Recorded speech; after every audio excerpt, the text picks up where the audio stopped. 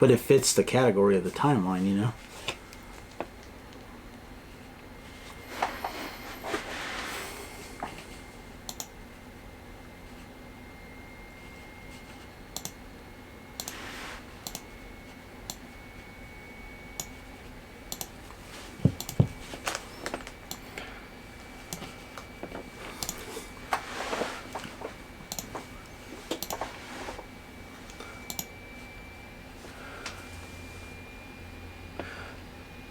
Alright guys, so sorry about that, a little bit delayed.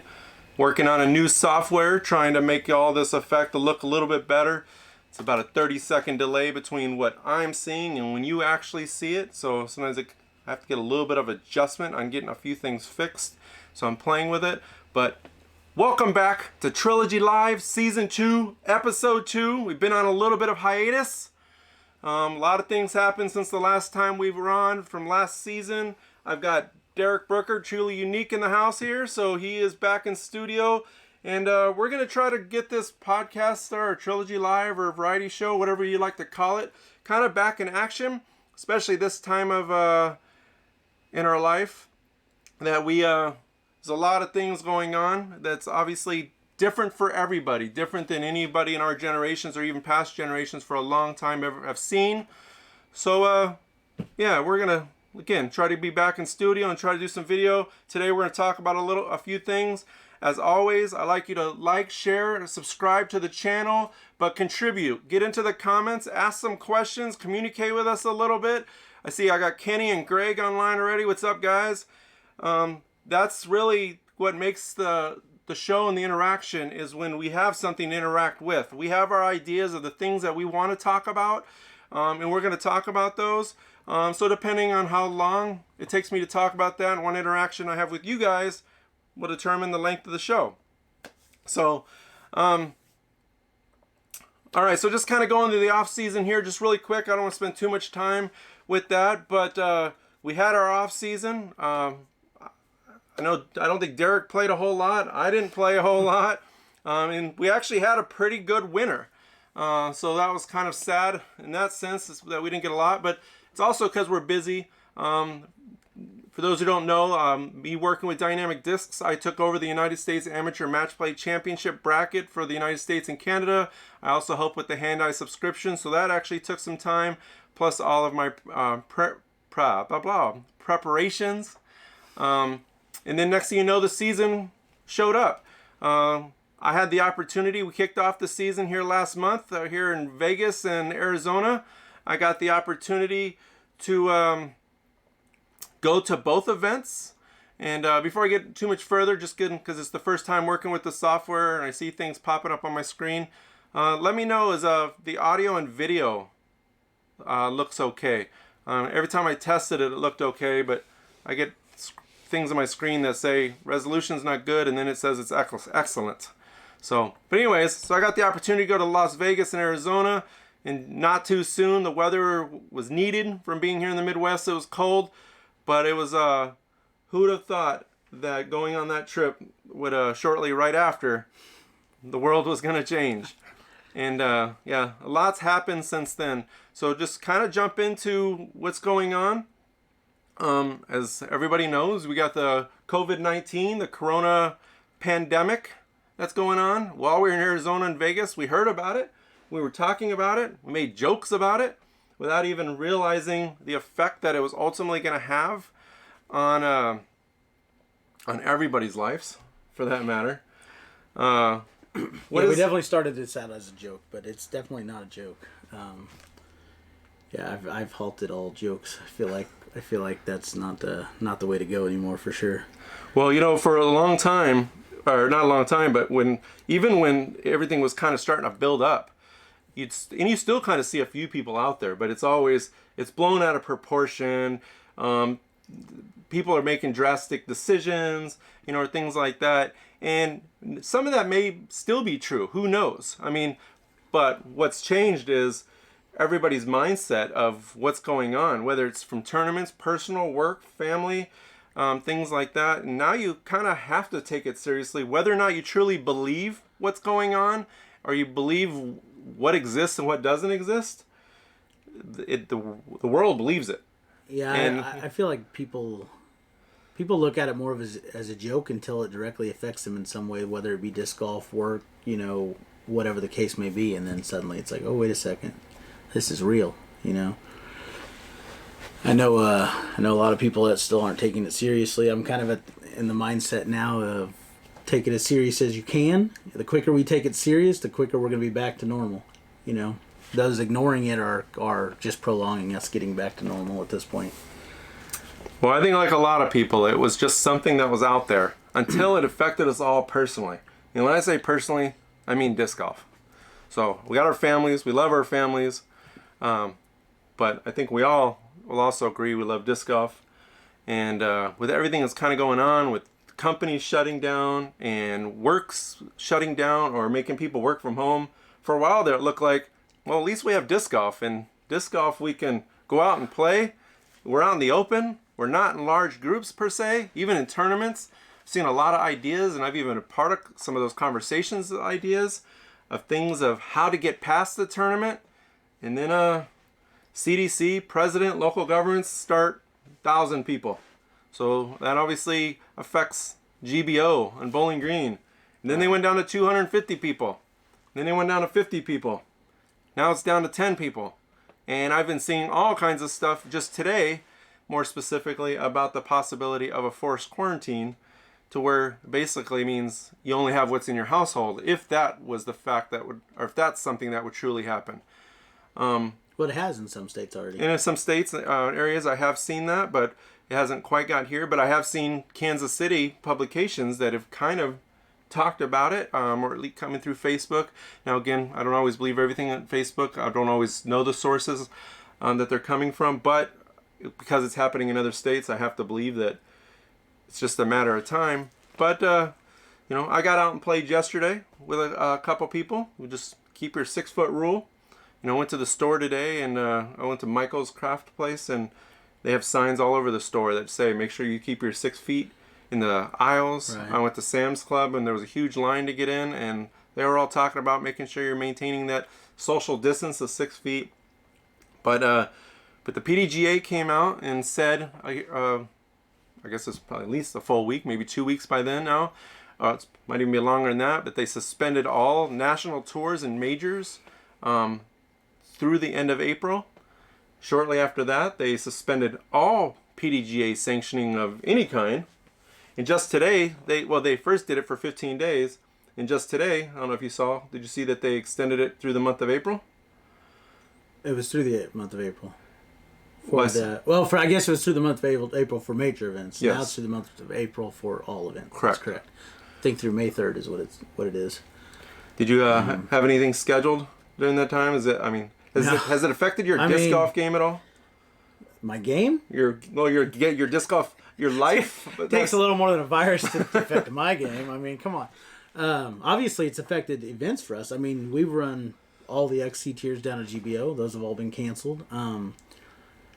I won't give the exact numbers, but I do know the amount just refunded for C tiers at GBO was a number that would have put me bankrupt alone. So it was a very, very, very, very, very high number. So yeah, it's affected us in a lot of ways, and we're working hard to try to figure out ways to, I guess shed a positive light on a very bad situation. So, GBO for us is a huge, huge part of the year. So,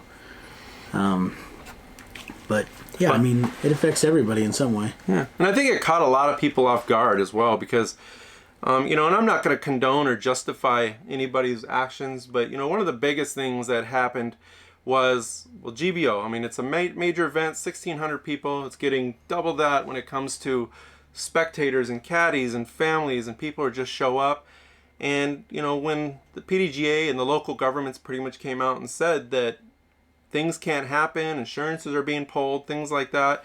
And again, a lot of this is my opinion, or mine and Derek's opinion. Not necessarily, it's not coming directly from anybody from the PDGA or DynamicDiscs. It's our interpretation of some of the stuff that we've seen. So let me just clarify that really quick. But I saw really quick a lot of people kind of jumping down DD's back down their throat for the decisions that they had to make. And again, I do understand a little bit of the behind the scenes, so I get it. I am very much pro DD. I mean, so I'm going to have their back in almost any scenario that they're ultimately going to do. But I'm also a realist as well, and I like to think that I have a little bit of common sense. And the decisions like that DD had to make, as an example, for the amateurs with the players package. I know there were, well, I don't know if there was a lot. It seemed like there was a lot on Facebook who didn't like the idea of getting a players package that for percentage refund, was a lot smaller than it seemed. Yep. Facebook can always make it seem much larger than it is, right. And that's because that's just what's right in front of your face. Yeah. But by the end of the day, yeah, you're right. It's probably a fraction of the people who actually registered or who were getting that. But it was a decision DD ultimately had to make. That was that they thought was in the best interest of the event. They also didn't want to lose a ton of money either. I mean, a lot of people look at it as a corporation as opposed to an individual, but it doesn't matter when you're talking about something that big. The amount of money that ultimately would be lost. I think we could touch a little bit on that. You know, there's things that people don't see. You know that. You know, we run the collector's exhibit obviously every year. Just the investment it takes to rent the building and the staffing and all the stuff it takes just for the exhibit alone is a huge loss. If every one of those companies, for every building they rented, every park they had to reserve, everything, if all these people ended up having to reimburse DynamicDiscs, that'd be one thing. But a lot of those places can't. You know, that's their livelihood too. This is what they rely on. You know, they book this stuff the day after GBO 2019 ends for 2020, and to go back and tell these companies, look, we're not showing up now, we want our money back, that's just not gonna happen. You know, so there's a lot of money lost there. I don't think anybody I don't think anybody that's never been behind the scenes of GBO understands what really goes into GBO financially and how much money is lost there. Forget about all the money that's lost from people not coming into stores and things like that. I mean, like I said, just the number refunded for C tiers alone, because there was no player pack, is substantial. Right. And it's a number that I feel like if we stated that number, people would be like, whoa. You know, suddenly their $100 player pack doesn't seem so big. Right. I tell everybody the same thing. I feel like if you truly care about disc golf and you truly care about this sport, that $100 that you invested into keeping this alive so that we can have a 2021 GBO is so minor. Oh, sure. And on top of that, you're getting an amazing player pack that you can use to then get your money back if it is really that important to you. And if you ever have any doubts about DynamicDiscs, Doug, Jeremy, their intentions, I can tell you from being there, both me and Derek just had a meeting there earlier this week, and they are working and bending over backwards to still figure out how to make that, I don't want to, experience probably isn't the right word, to make up for your loss as a player, as a spectator, for not being there, for those who are registered. They're definitely not just saying, you know what, we'll just give them the players package and we're done. I mean, they're looking at all kinds of different ideas. I can tell you personally, I know Doug is beating himself up as almost, not so much now. I mean, he's kind of figured it out, but at the beginning, it was almost like it was personal. You know, just right, he's taking blame for something. Yeah, I mean, as if he was the one who made this choice, or he was the one who made all of this happen. So DD is working hard to still give you the best that they can give you, from miles to tens of miles to thousands of miles away. So like I said, when you do get those players package, or when you do start seeing that, or when you're into town, take that stuff into consideration. But this stuff alone, the positive is this stuff alone, because they weren't able to do 2020 and they feel like they personally let so many people down, even though again it is not their fault whatsoever, that they're going into 2021 guns blazing. I mean, they're looking to make the event even better, and I don't even know how they do that. One thing I would say, just my personal view on it, I would not want to miss 2021. Oh, like, I mean, you think they blow your mind every year? I would not want to miss 2021. I think they're gonna blow this thing out of the water. They have so much investment into this, and they want so bad to make it seem and feel so much better for everybody that's missed out this year. If you missed out this year, don't miss out next year.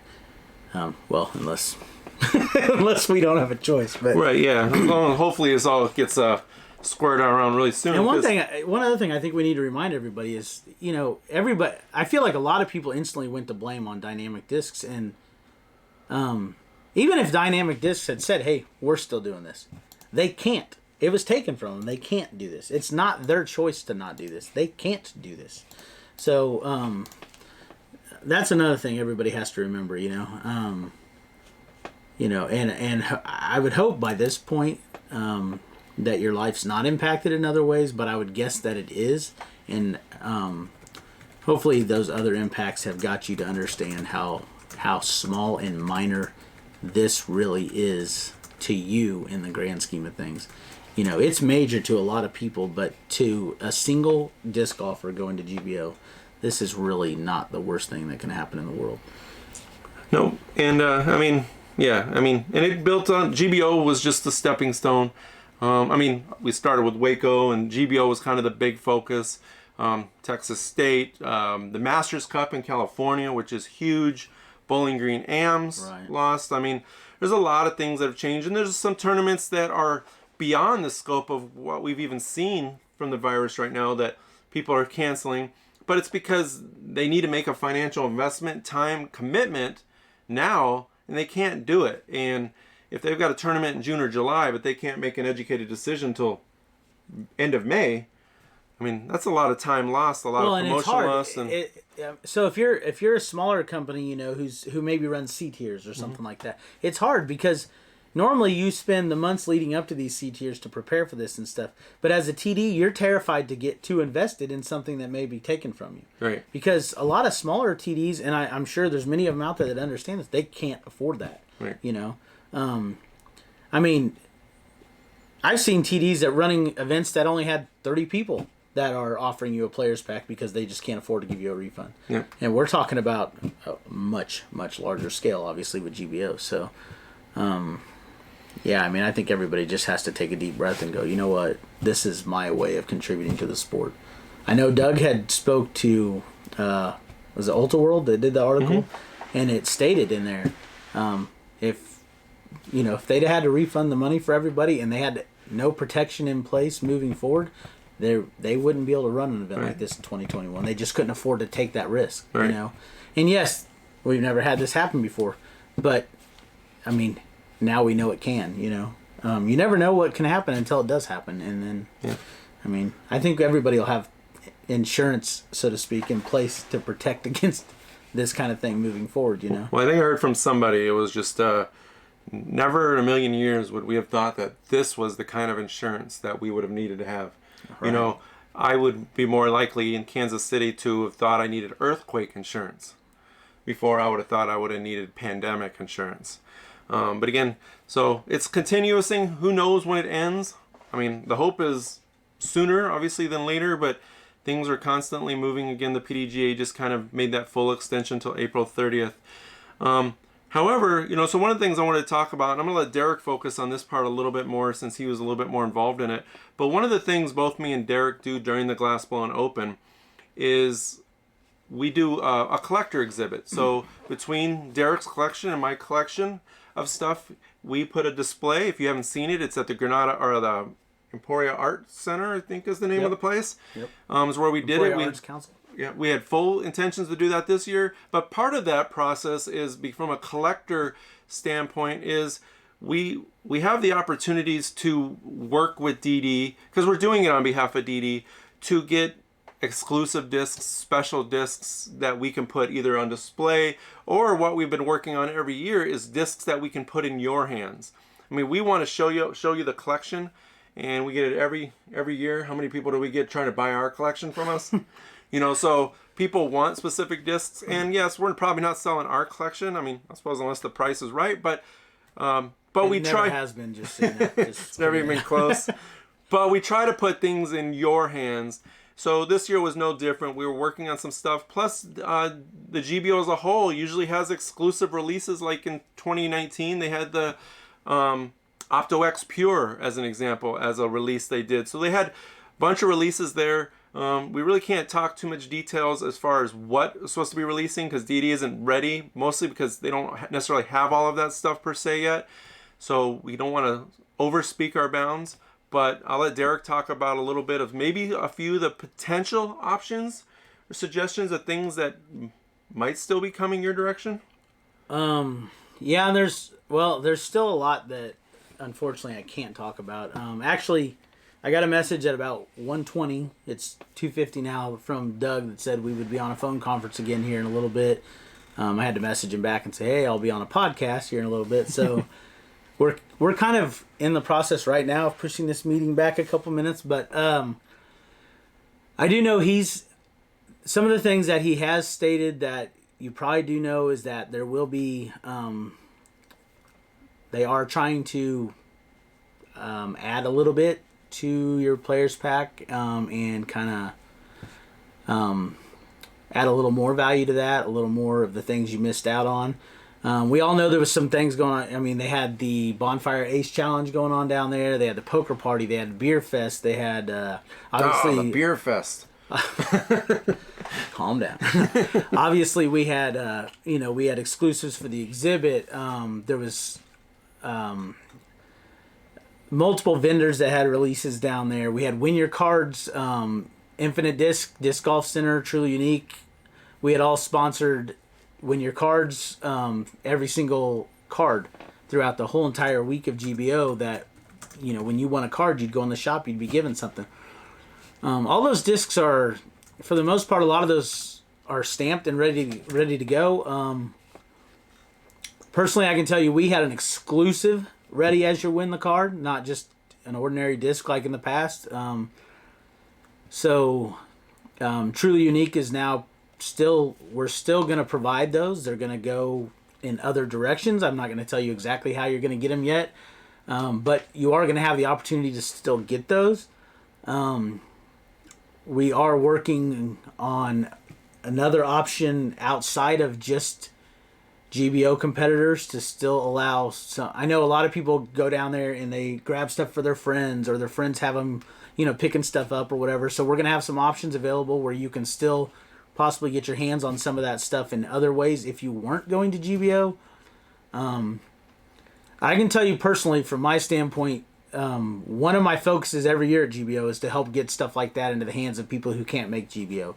I have not always been lucky enough to afford trips like that and be able to do stuff like that. And so I understand, those people that maybe they can't take off work to make GBO, or it's, just not financially possible for them to make GBO. So I've always gone out of my way in the past to make sure that they could still somewhat have an opportunity to get their hands on those. And this year will be no different. I mean, we're working hard to put something in place, and we're super close. I don't know how soon we're going to make the announcements. I mean, I want to remind everybody GBO was at the end of April, so we still have some time there. But the biggest thing I can do is tell you to rest assured we are working hard to try to make sure that competitors and non-competitors alike still have the opportunity to get those things. I do know, though, and this saddens me, but the Radius glass everybody collects every year was not made yet. So we will have a nice 2020 gap in our Radius glass, unfortunately. I know that was one of the first things I asked about it. I was like, man, I can't have an empty spot on my glass line here. But Think Doug will kill us? Can we give a plastic hint to what our exclusive was? Maybe plastic hint. I wouldn't go much further than that. I'll take a chance.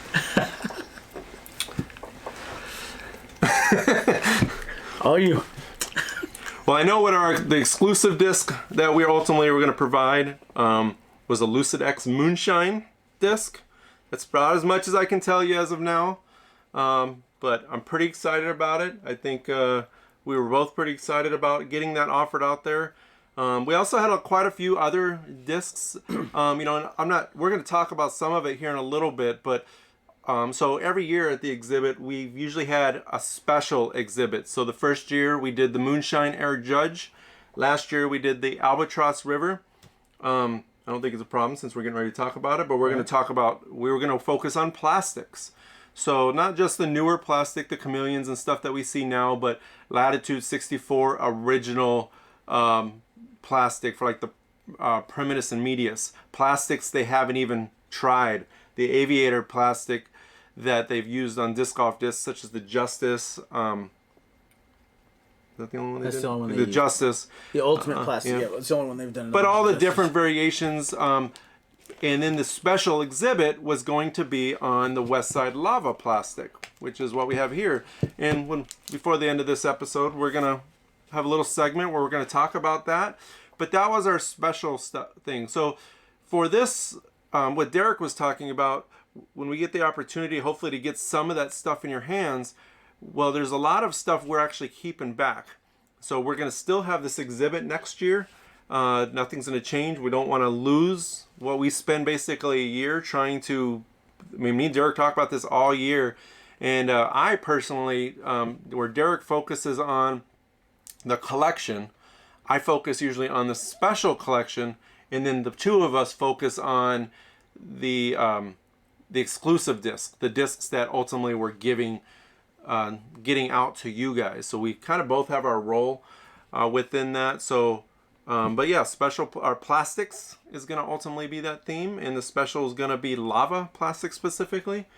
So yeah, pretty excited. Yeah, lava is something that is so confusing to people because there's the lava effect that went into the old Latitude plastic, and then there's actual lava plastic, which is a name given to a plastic, that was put out by Dynamic later. And I know the two are so often confused. So yeah, don't get those confused. The lava we're talking about is pre-2011. The lava most of you guys are used to seeing is 2015. Right, and to be clear, there's lava plastic. The pre-2011 is not lava plastic. It is lava effect gold line plastic. It is actual gold line plastic. It is the effect in the plastic is lava. It has an effect that makes it look, I don't know if this will even show up on your camera, but it has an effect that makes it look like moving lava almost in the plastic. And that's where it gets its name, lava. So when somebody says lava, people get confused. What do you mean lava? Do you mean like the Emax that Eric put out in 2017? Or, what do you mean? And so it confuses people. This is lava effect. It is gold line plastic with a lava effect. So this is lava plastic, which is flexible. Kind of like fluid plastic is flexible. Lava is more. It's basically the gold line version of the fluid. So it's flexible, where this is not. I'm not going to try to bend this because these aren't ours. But these are not flexible like this is. So that's really the true. I mean, that's the physical difference. So this is the plastic, where this is an effect. Yeah, I think we can. We might as well give a little shout out while we're here. I don't really focus on lava plastic. I have lava plastic in my collection, but not enough to supply this whole display the way we wanted to. The lava plastic that we were putting on display this year is actually on loan from Mark Hicks. And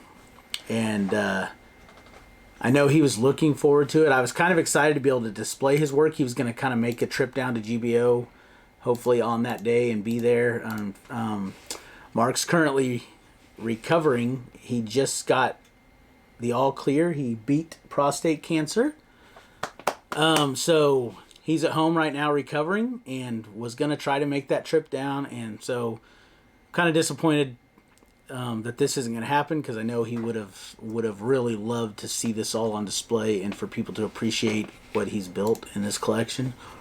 I went over and sat down with him and picked out some key pieces that we'd like to display. And but anyway, we've already spoke to him. We've talked to him. This is going to happen in 2021. So this will all be back for display then. And the reason I have this is because I borrowed it from Mark 1, so I can take the photographs. If you've been to any of the last 2 years, I always make a poster that goes along with it that gives a little bit of the history about it, and then shows off the discs along with the discs. But the idea is also then long term, we don't have to have these on collection every year, but I can have that poster on display every year, which kind of outlines that history. So I'm going to let Derek ultimately is going to, I'm looking for something on the computer here. So Derek's going to talk about the little bit more details of the discs itself, is what makes them collectible, or what not so much what makes them collectible, but what people are looking for in the collections, some of the rarities and stuff like that. But before we go any further with that, when I decided I wanted to do lava plastic as the special stuff, me and Derek talked about it a little bit, but there was still a lot of gaps we didn't know between the two of us. So I reached out to Thomas Ekstrom, who was the one who created it. For those who don't know, he is the brainchild behind Latitude 64. He's the one that creates everything when it comes to the discs. He might get some input from people like Eric McCabe or various people, but it's Thomas who decides what's going to happen. And if there's something you want to know about plastics, molds, he is the guy. So I reached out to Thomas, which both me and Derek often do because we always seem to have questions. And this is ultimately what he said. So from Thomas, he goes, "We found the effect by accident in the fall of 2009 because he has a few different samples from that time in his archives." That's how he got the date. I'm kind of trying to read ahead too. "We and the manufacturer at the time tested a lot of new things in the production, and suddenly the lava effect appeared. It wasn't something we searched for during the test, but as soon as they came out, we knew that it was special and really cool looking. We stopped when we started our own plant in 2011, but and part of that stopping was just due to some inconsistencies with trying to replicate that lava plastic." One of the cool things to take from that paragraph statement is he has said them and the manufacturer. So prior to them getting their own factory in 2011, they went through an external source to manufacture the plastic. Thomas was still the one making the molds, but he wasn't the one physically. I mean, he might have had some hands on, but there was a manufacturer ultimately they were hiring, and in 2011 they started creating it themselves. So, but like I said, so around those times, they were having a tough time replicating. And I know in my personal conversations one-on-one with him, he said that sometimes he gets an idea of how to replicate it, but they can't get it to quite look like it looked pre-2011. So I think that's a pretty interesting piece of the history, as to know that where we look at almost anything else, whether it's glimmer and chameleon and burst and things like that, those are things that are intentionally done. The lava, the cracked ice, I think is kind of part of the same thing. Cracked ice, there's a grip line that has that same effect to it. Yeah, and those are accidents. So that's when you talk about collecting pieces, anomalies, you don't get any better than that. So, but I'm going to let Derek take over. I'm going to let him kind of talk about the molds and a little bit more specifics about what makes the lava collectible. I'm going to start by, I have a list here on my phone, so I apologize that I'm looking down here, but I'm going to start by just covering the molds that are out there in lava plastic, because a lot of times I see people go on Facebook and they're searching for a lava trespass, or they're searching for a lava escape or something like that. And I think it helps to clarify what's out there and maybe save some people from searching for things that just truly don't exist. Or maybe they think they have one, you know. Oh, I've got this awesome lava trespass, and the fact is it's not a lava trespass. I mean, what you've just learned here listening to this letter is that no lava was made after the mid-2000 season. If we all remember, DynamicDiscs wasn't putting out their own molds at that time. So for you to think you have a lava trespass obviously just isn't possible. So I'm going to cover some of the molds here real quick. These are in no particular order because I don't have them in order by date or anything like that. But so in lava, you have the bolt, the halo, the Havoc, and I'll show some examples of these here in a minute. That's a king. It was pretty. The Bolt. Here's a Bolt, though, if you want to show that one up. The Bolt, the Halo, the Havoc, the River, the Flow, the Pain, the Striker, the Core, the Riot, the Vision, the Triple X, the Fuse, the Blitz, and the Diamond. Now, I will say some of those, and we've actually confirmed this with Thomas too, some of those, as they were ran throughout those first few years, did not always show that lava effect as well. Sometimes it just barely looked like it was there at all. So you may have a disc from that time that actually is from that lava era and has just what looks like glimpses of lava in the outer edges and things. And it truly is from the same era, but it just didn't take the effect. And as he said, the effect was an accident, so, it wasn't always there. He said some runs would have it, some runs would not have it, So I think it's important to realize what molds were there and what molds were not there. There was... Oh, I forgot to cover the West Side. In West Side, you've got the Boatman, the King, and the Northman. That is it. Anything outside of that, if you think you have a lava warship, which I've heard people say, a lava trespass, things like that, those are not lava. Those are a pearly effect that, something they worked on as they moved into their own production. And it does have some similarities. A lot of times it's in the outer rim. You're going to see it a lot of times right out here. It's going to look kind of like it has some movement. But true lava will have a full lava effect running through the whole entire plate. It'll have it, I don't know, will this show if I get that? So it's going to have true movement throughout the whole plate up in here. This King might show better. You can see the lava movement all throughout the center of the plate, front and back. And a lot of times what you'll see on these pearly discs is it's right in here. But the center doesn't have much, and if you turn it over, you'll notice the back doesn't have much. So those are not lava. And that needs to be, kind of clear. The Diamond is probably one of the more rare ones, and we have one here. Unfortunately, the color of the plastic is makes it very hard to see. But it runs throughout the whole entire disc, front and back.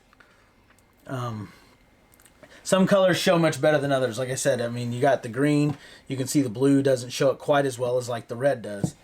And then one of the hottest colors everybody, loves to get their hands on is the white. What about a lava world? Okay, so the lava world is exactly what we're talking about in plastic. And the lava world is probably the most confusing of all the discs. Lava world is actual lava plastic, not lava effect. It is not like this. It is lava plastic. Much like the EMAC, the Evidence, the Felon. But what happened is, so the world was tested in that same plastic that the EMAC and all those Evidence, Felon, like I said, those were tested in. But the world being Westside never gave a name to its tournament version of that flexible plastic. And so it's been referred to, the only lava worlds out there are prototypes, and it's been referred to as lava world because lava is in fact what DD named their fusion version of that flexible plastic. Again, they never had a name for the Westside version of it. So those worlds are referred to as lava worlds, basically because they don't have another name. But they are just they're the tournament version of elastoplastic is what those are. So if you see those out there, there's not many of them. I'm not going to give you a number, but I would guess there's 25 or less. Some of them are blank, some of them are stamped prototype, but that is literally the only flexible tournament plastic disc of that line, and it was only a prototype. So that is a great question, and it's actually a very confusing disc. Yeah. So like I said, if we could get people as a whole to start referring to this the way it should be. It's not lava plastic. If you say I'm looking for a lava river, you need to say I'm looking for a gold line river with lava effect. And that's what this is. It's an effect in the plastic. It is not a different plastic. It is not a lava plastic. I mean, Mark's going to kill me. But you can see it's there's no flex to this. I mean, it is true gold line plastic. So just correcting the way we search for things and the way we refer to things would go a long way in helping this.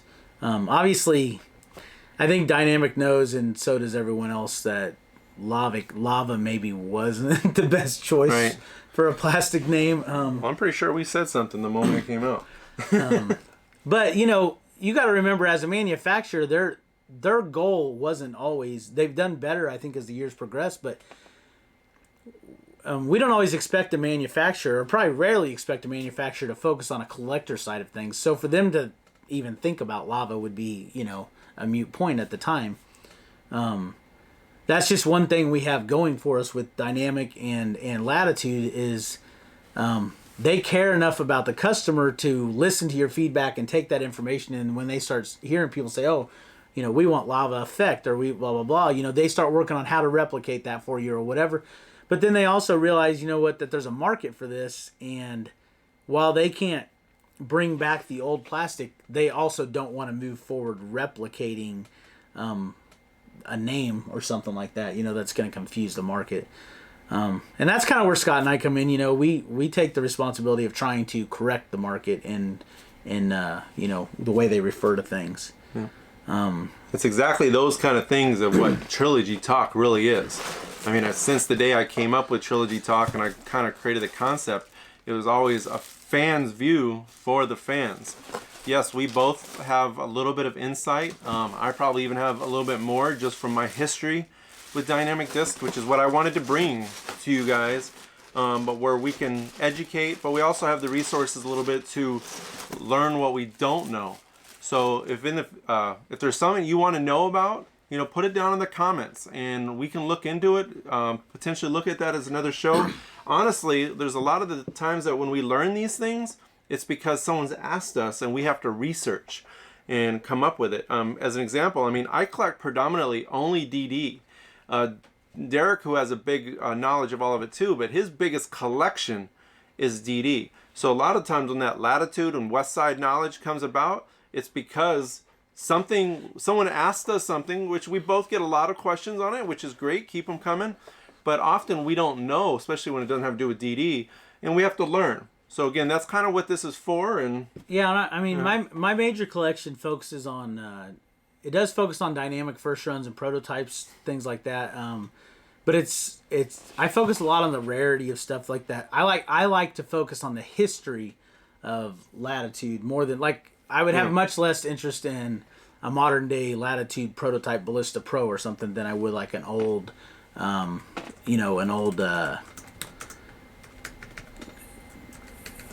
grip line pure or something, something like that. I like to focus more on the history and the how these companies came to be, the development of their plastics as they came about and things like that. And it's the same with Westside. I'd much rather have an old Swan 1 than I would some, modern day proto Anvil or something like that. Well, Brett Roberts doesn't like the lava world on Mario Brothers. I do want to touch for a second though on something. This is something that's never really taken off, and I'm probably just gonna end up creating a market here which is not my intent by any means. I don't have any of it to sell or anything like that, but that lava effect that we see in this gold line plastic is not just in gold line plastic. We actually do see it in old optoplastic and grip line plastic as well. The problem is it just doesn't show up as well. And so, from the appearance and the beauty of it, the lava effect in the gold line plastic really took off.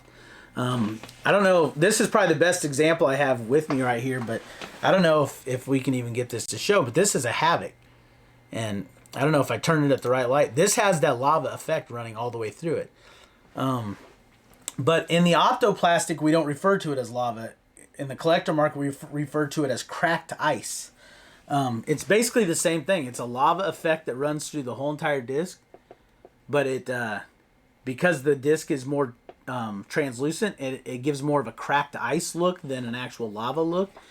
And then it's also present in grip line plastic. And I'll be honest, I don't know. Well, it's going to be really difficult to see. It has the same look though, but I don't know that we've ever really even given a name to the grip line side of it. There's just not a market for. There's not a market for that. Doug's calling. So guys, I'm gonna let him know that we'll call him back, but Doug is calling as we speak. So, hey Doug. Yes, we are. You want to be on the air? Okay, I'll do that. All right, bye. He said, "Nope, I do not want to be on the air." We tried to get him as a live guest on there, so he must not be quite ready. But yeah, so in the grip line, you know, old grip lines is just kind of a tougher plastic to get anyway, and there is those that collect grip line plastic, but I've never really seen anybody care about whether or not it had that lava look to it or not when it's old gold line plastic. But so yeah, like I said, I just wanted to kind of touch on that. Mark's probably one of the few people I know that knows enough and focuses enough on that lava effect that he also picks up cracked ice and some of the grip line and things like that. Was there any questions on there about lava or grip line? Nope, we already answered all the stuff that that was on there. So, yeah, if you guys have any other questions, you know, feel free to put them down. Otherwise, we're kind of wrapping up. We're getting pretty close to, we're at 45 minutes at the moment, so getting ready to wind down. But yeah, just I mean, it's pretty neat when, I mean, there's a ton of collections out there, you know, like I have the collection of the Moonshine Air Judge, which is kind of an anomaly. It was something that wasn't intended to happen. The lava plastic, this cracked ice plastic, the Moonshine Saints, when they had the misprints, those are things that maybe weren't intended to be anything. I mean, they might have been trying for something, but they weren't intended to be of any value or of any collection. It was just something that they were toying with. Just like at some point they toyed with Burst, you know, and that happened to work out to where we got lots of it. But it's really interesting from a collector's side. I don't know if you're a collector, and it could be a collector of anything, even outside of disc golf, but sometimes it's those anomalies. And I don't know, I just personally think that those are some of the cooler things, and it's why I love it. I mean, when I look through my collection, and you guys can't see it, but I mean, it spreads in a big 360 right around me here. And I've got, I've got Vibram over here, and I've got DD, and I've got my personal stuff, and Innova, and I have a lot of different stuff here because there's so many variations that are out there. It's kind of impressive to know that they can make so much. So before we sign off, you got anything else you want to? No, not specifically. Like I said, I'm gonna call him back. We're gonna try to wrap up some details on when and how we can get these discs from GBO into the hands of many of you out there. I will touch on a little point that I feel like I can touch on. At least I don't think I'll get in trouble for this. Because this GBO was canceled, Scott and I, being the collectors that we are, we see a definite value in some of these discs that wouldn't have otherwise, or you know, that aren't going to otherwise make it out there, and you know, so we have the option to try to help you get those out there. I do plan to keep numbers on those as far as how many were made and you know what their intent was, and I think later at some point, hopefully Scott and I will come back and we will be able to address the kinds of items that are that were produced and are going to be out there, and we will be able to address quantities. And I'm even kind of working on something that much like, I don't know if anybody out there used to collect baseball cards or anything, you know, on the back of the pack it'd tell you like your odds of getting something. Kind of working on something that maybe would help you guys understand your odds of actually getting one of these discs, given that you can't obviously, you know, go get it now in person the way you would have got it. So hopefully, like I said, this is all going to add value to your missed experience. So I don't want to get too far into it. Like I said, I'm probably saying more than I should already. But I don't know. Resco leaks information all the time when he's not supposed to. So all right, guys. So on that note, again, thanks for watching. As always, share this, tell your friends about it, subscribe to YouTube, like it. If you guys don't know that, I mean, those simple things like that really help those algorithms a lot, which really help getting us views and putting in recommendation searches, things like that, so we can build that community. So as always, share, like, subscribe, keep contributing, and until next time, keep sharing the trilogy love with the world. We'll see ya. And